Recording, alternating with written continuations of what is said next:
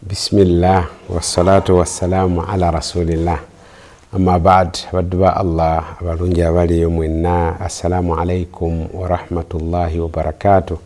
Tugenda maaso ne programu yaffe ya hadithi y'olunaku.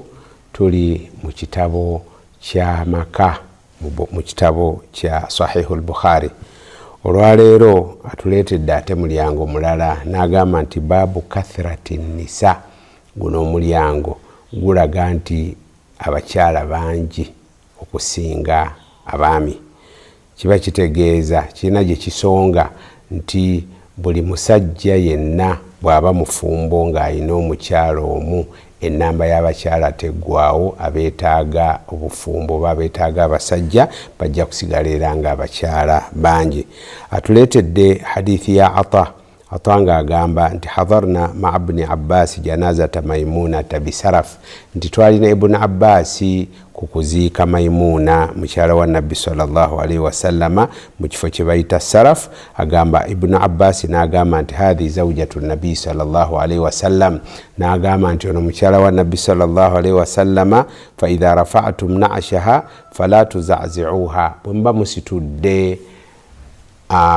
muba mumusitudde mumukwate mpola, temumunyeenyanyeenya, temumusuulawo bubi, temumuteekawo mubeere nga janaza ye mugisitudde ng'eri mu bbanga.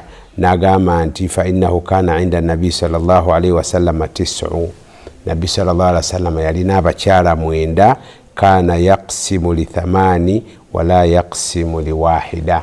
Yalinga yatuuka ekiseera ng'ebisanja abiwa bakyala 8 ng'omu tamuwa kisanja.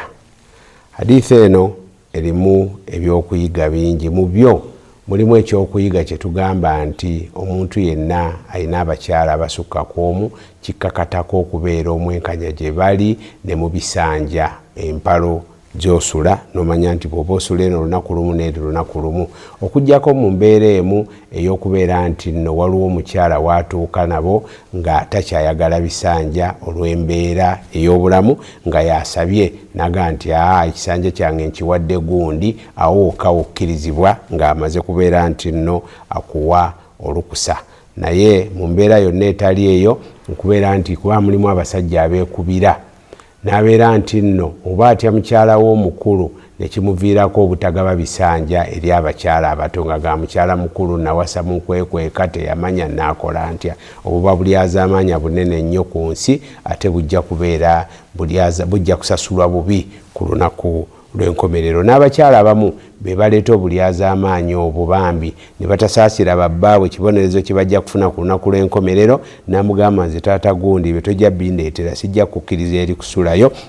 Munne namutreatinga nga malaaya. Egyo gyonna misango ewa Allah subhanahu wa ta'ala. Nenjagala njogere ne ku bantu abalina omuze omubi nti eddiini Allah yagamba nti nno bwe yali akkiriza okuwasa abakyala ekkomo yakoma ku 4 okujjako Nabbi sallallahu alaihi wasallama ye gwe yayawulira n'amugamba nti wamura'ata mu'mina, n'omukyala yenna omukkiriza bw'abanga akweyagalizza in wahabat nafsaha linnabi, najja n'agamba Nabbi nti nsaba ompase in arada nabiyyu an yasankihaha, Nabbi waba yagadde omuwasa khalisatan laka min duni almu'minin. Katonda n'agamba Nabbi mu suratul Ahzab aya ya 50 nti ekyo kiri ku ggwe wekka, teri mukkiriza mulala akkirizibwa kuwasa abakyala basukka 4. Naye ggwe toliiko kkomo kuba Nabbi abamu yayambanga bafiiriddwa babba baabwe mu ntalo, n'abalala balina ebizibu, kakati ye Katonda n'amwawula. Naye gwe omuntu owa bulijjo tokkirizibwa kusukka bakyala 4.